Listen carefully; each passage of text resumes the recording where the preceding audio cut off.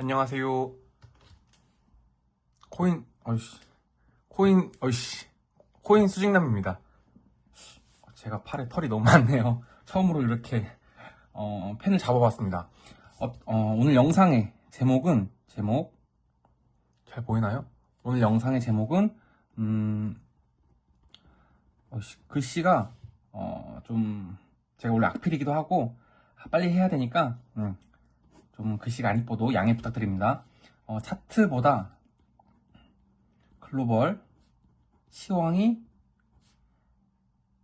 훨씬 더 중요한 이유입니다. 첫 번째 제목은 이거고요. 두 번째 제목은 제가 12월부터 코인의 상승장이 오리라 생각하는 단 한 가지 이유입니다. 제가 이 첫 번째 제목, 차트보다 글로벌 시황이 훨씬 더 중요한 이유, 이거를 제목으로 하고 오늘 컨텐츠를 준비한 이유가 어떤 다른 분의 영상에 어떤 분이 댓글을 달으셨더라고요.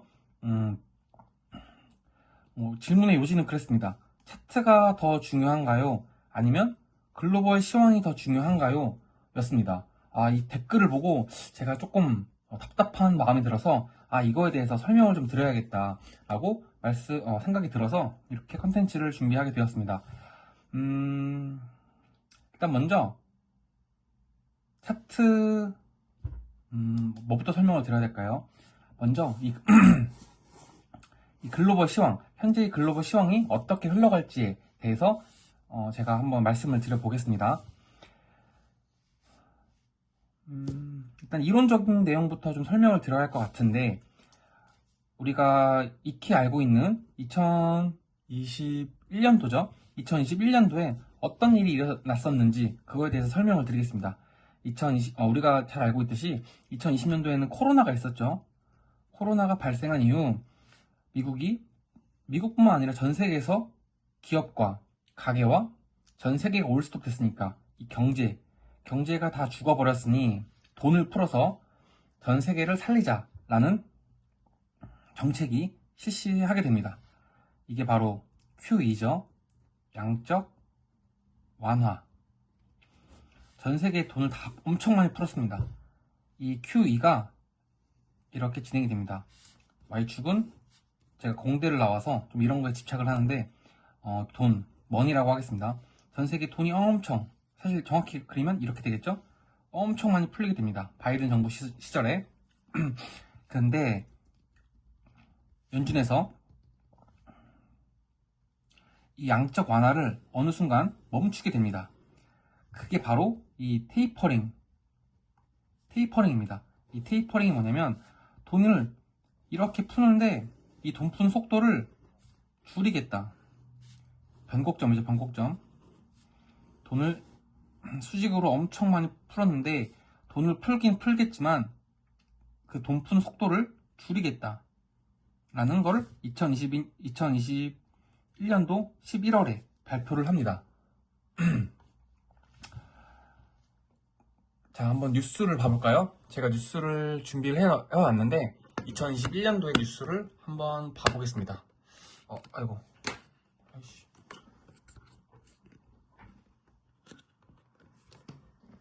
잘 보이실까요? 한번 읽어보겠습니다. 파월 미국 연준 의장 테이퍼링 할 때지만 금리 인상할 때는 아니야. 보시면 2021년도 10월 24일입니다. 이게 테이퍼링을 시작하겠다라고 발표하기 일주 전 뉴스입니다. 내용을 보시면 제롬 파월 미국 연방준비제도 의장은 이때도 제롬 파월의 의장이 있었네요.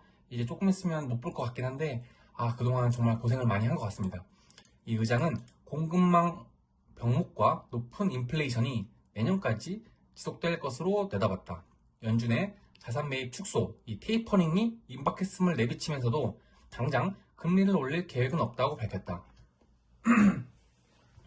22년 보도에 따르면 파월 의장은 국제결제은행 BIS 주최로 열린 온라인 컨퍼런스에서 전체적인 물가 상승률이 목표치를 훨씬 넘어서고 있다고 우려했다. 돈을 많이 풀었으니까 2020년도에 돈을 엄청 많이 풀면서 그 여파로 2021년도부터 물가가 엄청 오르기 시작합니다. 그래서 이 전체적인 물가 상승률이 목표치, 연준이 목표치로 하고 있는 인플레이션의 목표치는 2%에서 3%죠. 알다시피 우리가 그 인플레이션이 수치가 막 3%, 4%, 5%까지 올라갔죠. 이 목표치를 훨씬 넘어서고 있다고 우려했다. 그는 공급 부족과 높은 인플레이션은 과거 예상했던 것보다 더 오래 갈 것 같다.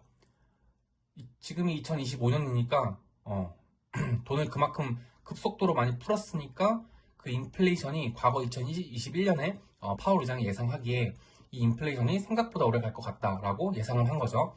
내년에도 계속될 것이다라며 임금에 대한 압력도 마찬가지다라고 말했다. 글로벌 경제가 코로나19 사태로 회복되는 과정에서 나타난 공급망 병목과 노동력 부족 현상 등이 물가를 계속 끌어올릴 것이라는 관측이다. 그는 공급 측면의 부족 사태가 악화되었다며 공급망 병목이 더 길어질 위험성이 분명해졌다. 이는 더 높은 물가 상승률로 이어질 것이라고 진단했다. 파월 의장은 결국은 일자리 성장에 다시 속도가 붙고 공급망 문제가 해결돼 인플레이션 압력이 완화할 것이라는 전망이 가장 높은 보이시나요? 보이구나. 어디까지 했죠? 파월 의장은 연준의 테이퍼링이 임박했음을 시사하는 동시에 당장 금리를 올릴 계획은 없다며 시장을 안심시키는 데에도 주력했다. 연준의 인플레이션 대응이 늦은 게 아니냐라는 질문에 파월 의장은 테이퍼링을 할 때가 됐지만 금리를 올릴 때는 아니라고 생각한다. 순조롭게 진행 중이며 이르면 12월 중순부터 테이퍼링을 시작할 것이라는 당초의 입장을 재확인했다. 라고 뉴스를 발표했습니다. 다음 뉴스도 있는데 일단 한 가지 먼저 짚고 가겠습니다. 이때부터 2021년도 11월부터 연준은 테이퍼링을 발표하겠다. 테이퍼링을 시작하겠다. 이렇게 풀던 돈을 이렇게 완만하게 풀겠다. 왜냐하면 첫 번째 목표가 뭐였죠? 인플레이션. 두 번째가 뭐였죠? 우리가 봤던 단어가 임금이죠. 임금. 이 임금이 결국에는 이 고용입니다. 이 인플레이션과 이 고용, 이 두 가지가 결국에는 이 미국의 연준이 컨트롤해야 하는 두 개 보이시나요? 컨트롤해야 되는 두 개의 목표입니다. 인플레이션을 적정 수치로 만들면서 고용을 잘 유지하는 게 연준의 목표입니다. 자, 다시 다음 뉴스를 한번 봐볼까요?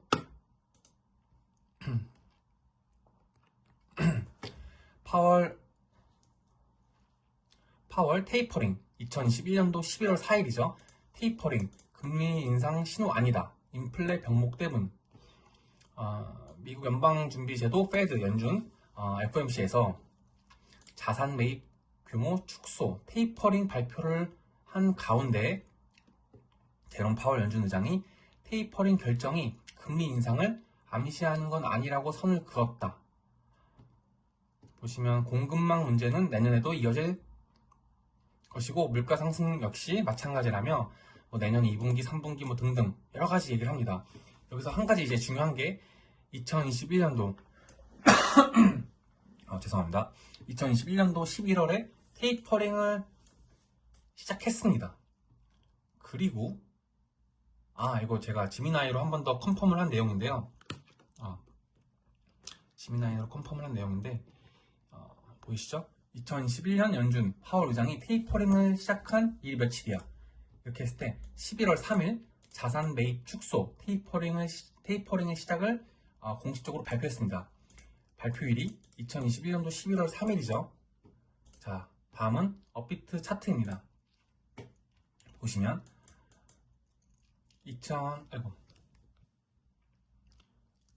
2021년도 11월 초 이때가 이제 테이퍼링을 발표한 때죠. 이때를 기점으로 잘 보이시죠?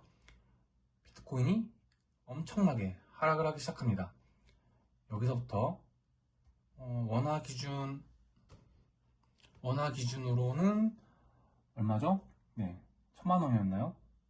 10, 100, 1000만, 10만, 100만, 1000만 1000만에서 8천만 원까지 올랐던 비트코인이 이렇게 쌍봉을 만들어 주면서 연준의 테이퍼링 발표와 함께 하락을 하기 시작합니다. 다시 와서 아이고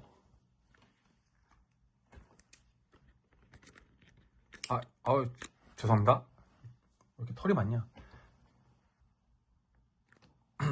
자, 돌아와서 아까 어떤 분이 차트보다 글로벌 시황, 차트가 중요하냐 글로벌 시황이 더 중요하냐, 이 질문에 대한 답을 찾을 수가 있죠.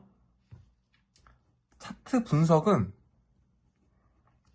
우리가 이렇게 차트가 있으면 이 과거의 차트를 보고 여러 가지 모델들이 있죠. 뭐 엘리어트 파동도 있고, 뭐 이평선도 있고, 뭐 추세도 있고, 뭐 등등 많죠. 이런 어떤 레퍼런스 툴을 이용해서 이제 미래에 이렇게 차트가 흘러갈 것이다 라고 예상을 하는 겁니다. 이 차티스트들은 예상을 하는 것입니다. 그렇기 때문에 틀릴 수도 있고 맞을 수도 있습니다. 두 번째, 이 글로벌 시황 보시면 연준의 제롬 파월 의장은 전 세계의 인플레이션과 이 고용이라는 목표치를 달성하기 위해서 전 세계 돈을 줄였다 풀었다, 반대가 됐네요. 풀었다 줄였다 이렇게 컨트롤을 합니다. 실제로 정책이라는 걸 통해서 시장에 돈이 많이 풀렸으니 이제 돈을 좀 줄이자.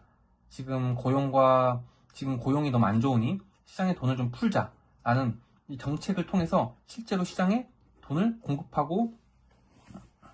공급하는 역할을 합니다. 그렇기 때문에 이 차트 분석은 당연히 수행적인 지표입니다. 단순히 우리가 예상을 하는 것일 뿐이고, 정말 중요한 건 이 글로벌 시황이 제일 중요합니다. 현재 글로벌이 미국에서 전 세계 자산 시장을 어떻게 컨트롤 하려고 하는 그 목표, 그 어떤 숨은 의도를 알아야지 우리가 자산 시장에서 투자를 할 때 우리의 투자 방향성을 어떻게 이끌고 나갈지 그거를 알 수 있는 거지. 이 차트는 단순히 그냥 우리가 어떤 이 차트를 펴놓고 그냥 예상하는 것일 뿐입니다. 그렇기 때문에 저는 단호하게 말씀을 드릴 수 있는 게, 이 차트보다 이 글로벌 시황이 훨씬 더 중요하다고 생각을 하고 있습니다. 자, 돌아와서 그럼 지금은 어떤 상황이냐. 자, 2021년도 연준이 2020년도부터 시작할까요? 돈을 막 풀었습니다. 그리고 이제 테이퍼링을 시작을 했습니다. 그리고 그동안 2022년도에 우리가 알다시피 양적 긴축 QT를 했습니다. 돈을 엄청 많이 줄였죠. 그거를 멈추는 거를 2025년도 12월 1일부터 시작을 하겠다는 것입니다. 다시 말해서 이렇게 오던 거에 이렇게 왔는데 다시 이거를 이제 이렇게 올리겠다는 뜻입니다. 사실 정확히 얘기하면 이렇게 와서 이렇게 합니다. 제가 이렇게라고 계속 얘기하네요. 이렇게는 QE입니다. QE. 양적 완화.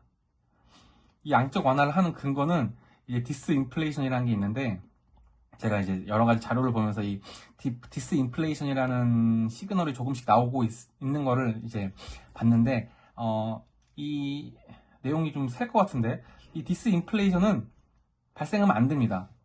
왜냐면 간단하게 말씀드리면 전 세계 금융시장은 이제 이렇게 정해져 있습니다. 돈을 풀고 적정한 인플레이션을 유지하면서 국가는 돈을 또 풀고, 그렇게 하면서 이렇게 전 세계 화폐가 이렇게 증가하는데, 이 사이클을 통해서 미국은 이제 인플레이션을 다른 나라, 못 사는 나라에 전가를 합니다. 이제 기축통화가 아닌 국가들이 전가를 하겠죠. 뭐 전쟁, 뭐 이 트럼프의 관세 전쟁 등등, 뭐 방식은 다양합니다. 유가 등등을 통해서 이렇게 전가를 하는데, 이 전체적인 틀의 방향을 완전히 저해하는 게 이 디스인플레이션입니다. 디스인플레이션이 발생하면 연준에서 어떻게 할 수 있는 게 없습니다.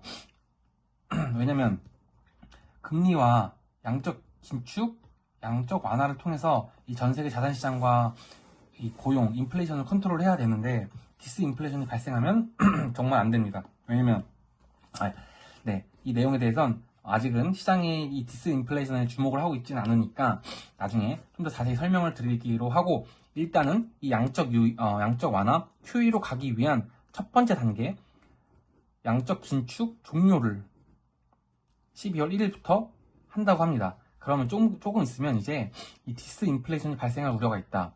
그렇기 때문에 우리는 양적 완화를 해야 된다. 라고 이제 연준에서 발표를 할 겁니다. 아마 그때는 제롬 파월 의장이 아니라 그 차기 연준 트럼프 정부 인사로 알려진 새로운 이제 FOMC 그 의장이 발표를 하겠죠. 어쨌든 그렇기 때문에 이 12월 1일이 변곡점이 되게 됩니다. 이러한 이유로 저는 이 제목 보이시죠? 두 번째 제목, 12월부터 코인이 상승할 거라고 생각하는 단 한 가지 이유가 바로 이것입니다. 이제 슬슬 이 12월 1일 변곡점의 시작에 우리가 다다르고 있습니다. 이러한 이유로 저는 12월 1일부터 코인 시장에 훈풍이 불이라 생각을 하고 있고요.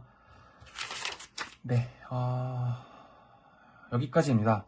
더 많은 걸 말씀을 드리고 싶은데 오늘은 여기까지 하고, 저도 이제 겨울이어서 날씨도 춥고 그래서 여기 잠실 롯데로 쇼핑 가서 지하상가에서 맛있는 것도 좀 먹고 옷도 좀 사고 그러려고 합니다. 그리고 제가 이제 비트코인 뭐였죠? DCA가 한국말로 뭐였죠? 맞아, 적립식 분할 매수 챌린지를 시작했죠. 저는 사실 시작한 지 오래됐는데 이 영상을 보시는 모든 분들과 챌린지를 진행하려고 합니다. 제 공식 텔레그램에 들어오시면 제가 매일매일 코인 수직남, 비트코인 DCA 챌린지 완료했습니다, 이렇게 얘기를 하고 있는데, 어떻게 하면 제 영상을 보시는 분들이 비트코인에 대한 강한 신념을 갖고 비트코인이 10억, 2025년 2030년 비트코인이 10억이 가는 그날 우리 자산을 이렇게 펌핑 시킬 수 있을지에 대해서 많이 고민을 했고, 그 방법으로 이 비트코인 적립식 분할 매수만큼 정답은 없다 라고 생각을 해서 이 챌린지를 제가 혼자 시작을 했고, 제가 해보니까 사실 저도 이렇게 비트코인을 매일매일 적립식으로 분할 매수한 건 처음이었습니다. 제 예전 영상을 보신 분들은 아시겠지만 제가 이때 비트코인을 크게 사서 여기까지 이제 가져왔죠. 이렇게 쭉 가져왔는데, 이렇게 비트코인이 저점이라고 생각하는 공포 단계에서 비트코인을 크게 매수한 적은 있지만 이렇게 매일 비트코인을 매수한 적은 없었습니다. 그런데 이제 저도 이제 시장의 방향성이 어떻게 흘러갈까라는 거에 대해서 약간의 미스가 있으면서 힘들었죠. 그러면서 어떻게 하면 알트코인 고점에서 물려서 이렇게 하락을 하는데 힘들어 다시 올라오겠죠. 언젠간 매도했어, 와 탈출했다, 이게 뭐야, 이러면 우리가 이때부터 이때까지 투자한 시간이 아무 의미가 없게 되죠. 이건 투자가 아니죠. 존버죠, 존버. 이 기간 동안 어떻게 하면 내 투자 수익률을 극대화하고 어떤 액션을 취할 수 있을까, 내 액션 플랜이 뭘까 라는 등등의 여러 가지 생각을 했을 때, 이 기간 동안 내가 비트코인을 계속 적립식으로 분할 매수해 간다면 이 지점에서, 그리고 이 지점에서, 그리고 더 크게는 우린 지금 여기에 와 있죠. 이 지점까지 우리가 구독자분들과 함께 하면서 더 큰 우리의 자산을 증식시킬 수 있는 방법이 되리라 생각을 하고 이 적립식 분할 매수를 시작하게 되었습니다. 네, 영상을 시청하시는 모든 분들이 고정 댓글에 저도 오늘 비트코인 적립식 분할 매수 챌린지 시작했습니다, 이런 댓글을 달아주시면 너무 좋을 것 같습니다. 네, 멤버십도 운영해서 더 강한 신념, 정말 강한 신념을 가지고 있는 분들 모아서 매일매일 같이 나도 오늘 비트코인을 샀다, 내일도 살 예정이다, 어제 샀다, 이렇게 해서 오프라인 모임도 가져서 서로 투자를 어떻게 진행하고 있는지 한 번씩 점검하면서 이런 모임도 만들어 보면 참 좋겠다라고 생각을 해서 이렇게 멤버십도 운영을 하게 되었습니다. 제가 유튜브를 멤버십을 보니까 최소로 할 수 있는 멤버십 금액이 1980원인가? 가장 싼 게 이거더라고요. 그래서 원래 990원이 있었던 것 같은데 이게 없어졌더라고요. 그래서 이걸로 일단 시작을 했습니다. 아직 뭐 텔레그램 뭐 방을 만들진 않았는데 멤버십 분들이 모이기 시작하면 텔레그램 방도 모아서 이렇게 강한 신념, 비트코인에 대한 강한 신념을 가진 분들을 모아서 함께 매일매일 비트코인을 적립식으로 분할 매수해보는 챌린지를 시작을 해보려고 합니다. 네, 오늘 영상은 여기까지 하겠습니다. 다음에 이렇게 하면 안 되겠네요. 다음에 또 영상으로 찾아뵙겠습니다. 안녕.